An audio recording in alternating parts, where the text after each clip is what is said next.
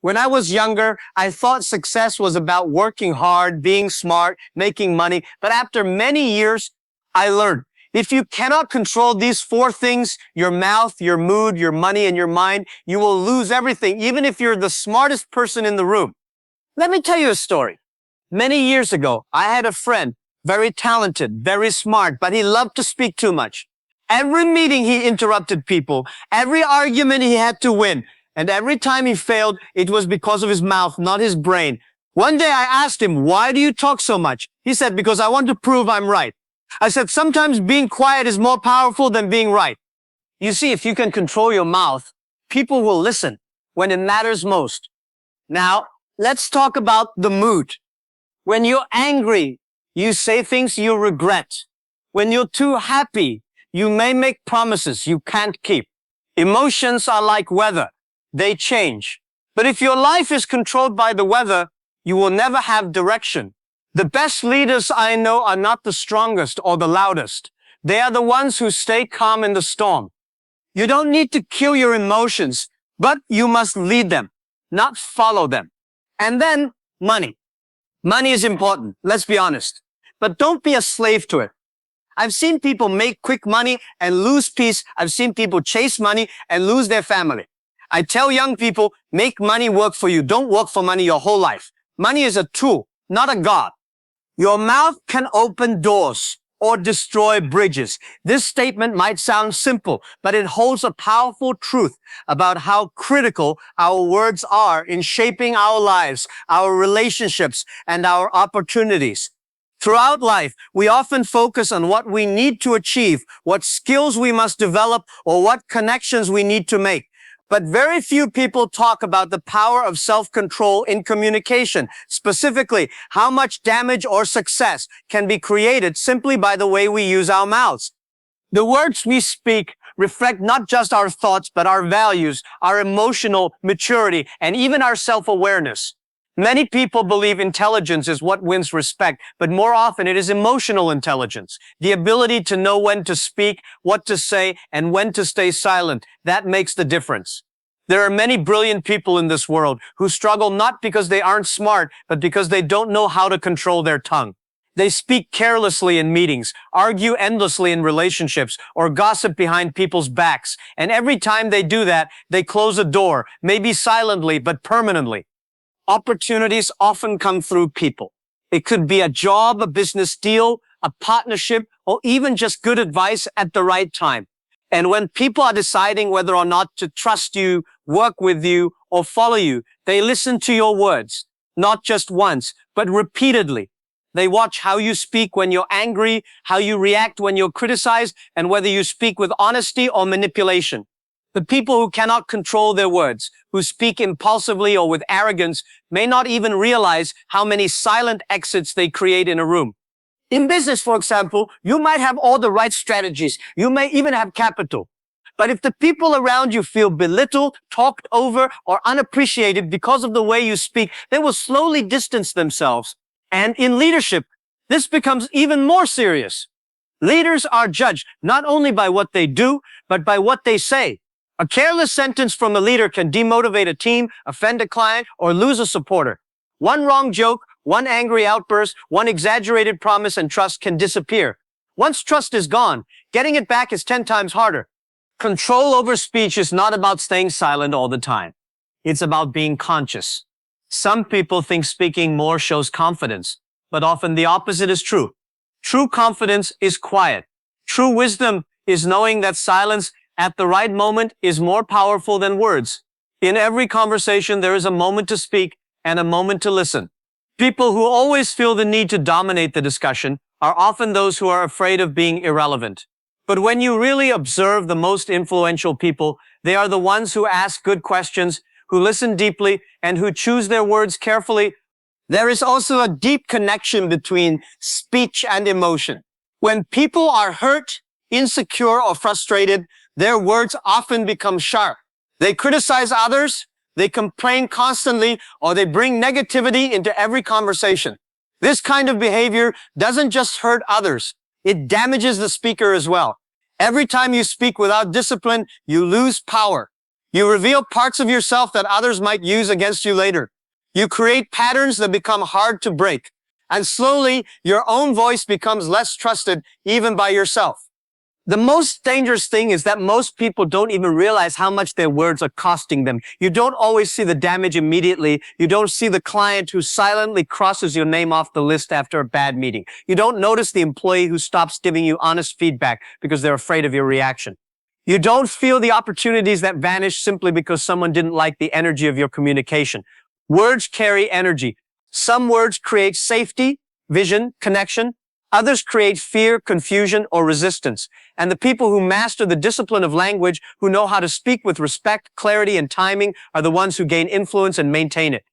Now, controlling your mouth doesn't mean being fake. It means being intentional. It means thinking before speaking, especially when emotions are high. It means knowing that truth doesn't have to be loud to be powerful. It means realizing that some of the most powerful things you can say are often said in few words or no words at all. People respect those who don't speak just to hear themselves talk, but who speak because they have something worth saying.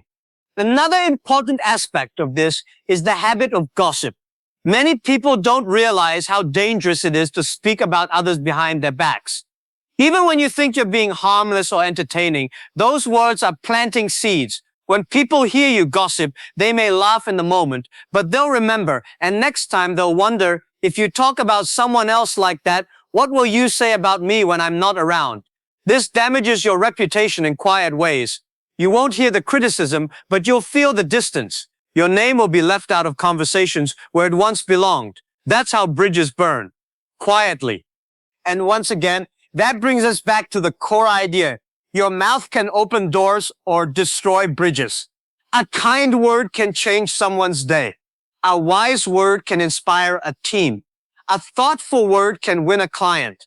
And sometimes, saying nothing at all can be the smartest decision in the room.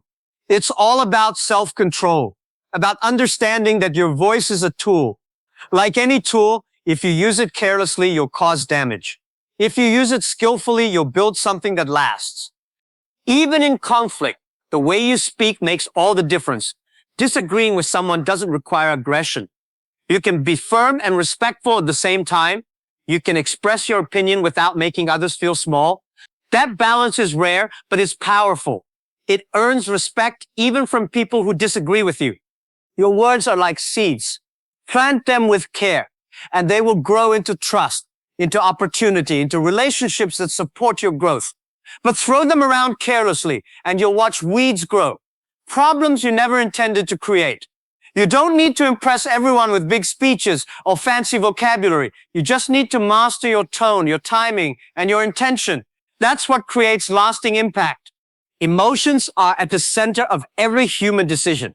Whether it's personal relationships, business strategies, financial choices, or day-to-day conversations, emotions influence our thinking far more than we usually admit. Many people believe that logic and intelligence guide their decisions, but in reality, when emotions take control, especially in high pressure or uncertain moments, logic often takes a back seat. That's why emotional discipline is not just a good habit, it's a critical life skill. If you don't manage your emotions will manage your decisions. This sounds like a warning, but it's really a truth we see play out every single day. People lose relationships, not because they lack love, but because they cannot control their anger or insecurity. Entrepreneurs walk away from great opportunities because fear or pride got in the way. Employees sabotage their own growth because they react emotionally to feedback instead of responding thoughtfully. These are not failures of intelligence. They are failures of emotional management. Every strong emotion comes with a risk. Anger makes us say things we don't mean. Fear makes us avoid things we should face. Excitement makes us overpromise. Sadness makes us withdraw. Envy makes us resent. When we are inside those emotional storms, our view of reality gets distorted. We think we are making the right call in the moment. But when the emotion passes, we often regret what we said, what we did, or what we ignored. That's the cost of being driven by emotions instead of guided by values and awareness. Some people confuse emotional control with suppression. But controlling emotions doesn't mean you should pretend not to feel. It means you recognize what you're feeling, you accept it, and then you choose how to respond. Instead of reacting on impulse, a person with emotional discipline feels anger but doesn't lash out. They feel fear but don't run. They feel pain but don't break others. They experience the emotion but they don't let it become the driver of their actions. That's the difference between maturity and reaction. One of the biggest signs of emotional immaturity is the belief that feelings are more important than outcomes. For example, someone might say, I had to speak my truth, even if their words destroyed a relationship or created unnecessary tension. The mature person thinks beyond the moment. They ask themselves, what do I really want from this situation? If the goal is clarity, peace, or progress, then the emotional response must be managed to achieve that result. Letting the emotion take over might feel satisfying for a minute, but often creates damage that takes weeks or years to repair. The people who succeed long-term in life and business are rarely the ones who just react. They're the ones who take a breath before they speak. They're the ones who listen even when they're frustrated. They're the ones who can feel something deeply and still move with intention and calm. This is not weakness, this is strength. In fact, the stronger a person is emotionally, the less they need to prove themselves in the moment. They understand that control is power, and the best kind of control is self-control. We live in a world that encourages emotional expression without emotional accountability. Social media, for example, rewards outrage, drama, and emotional overreaction. People post their raw feelings in real time, seeking validation, applause, or attention. But very few take a moment to ask themselves, is this helpful? Is this wise? Will I still feel this way tomorrow? The problem is, once you release an emotional outburst into the world, you cannot always take it back. Relationships are damaged, reputations are affected, opportunities are lost, and all because someone couldn't wait to cool down before speaking up. In leadership, this becomes even more serious. A leader who cannot control their emotions will never be trusted fully. Imagine a leader who yells every time there's a mistake or panics when there's uncertainty. Their team will either become afraid or disengaged. Emotional instability in leadership creates a culture of fear, not performance. On the other hand, a leader who stays calm under pressure, even if they're stressed inside, sends a signal to the team, we are still in control and we will figure it out. That kind of leadership inspires confidence and builds resilience in others. This applies in families as well. Children watch how parents deal with stress, disappointment, and anger. If a parent shouts or shuts down emotionally every time there's a problem, the child learns the same behavior. But if the parent breathes, listens, and responds thoughtfully, the child learns that emotions are not enemies. They're signals. They are meant to be understood, not obeyed blindly. Emotional maturity, then, is not just personal. It's something we pass on to others through our example. Financial decisions are another area where emotion often overrides reason. People make impulsive purchases when they're sad, invest out of greed, or sell out of fear. They borrow to impress others, or they spend to escape boredom.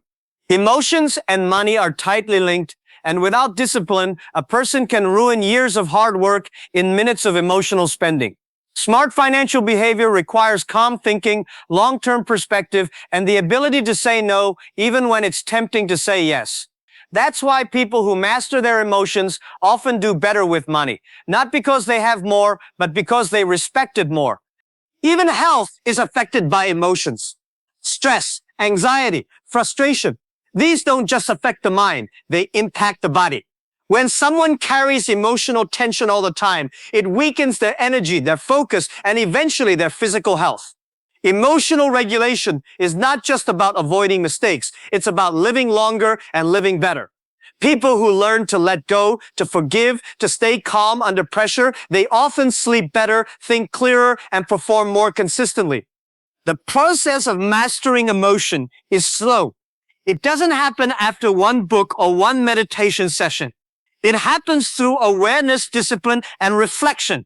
Every time you pause before reacting, every time you choose a better response, you are training your emotional muscles. Just like building physical strength takes repetition, emotional strength comes from practicing self-awareness and control in everyday situations. It's in the arguments you choose to walk away from, the emails you don't send, the words you rewrite, the tone you change, the breath you take before answering. Over time, this builds something unshakable inside you. No matter how intelligent, talented, or educated someone is, if they lack emotional discipline, they are building their life on unstable ground.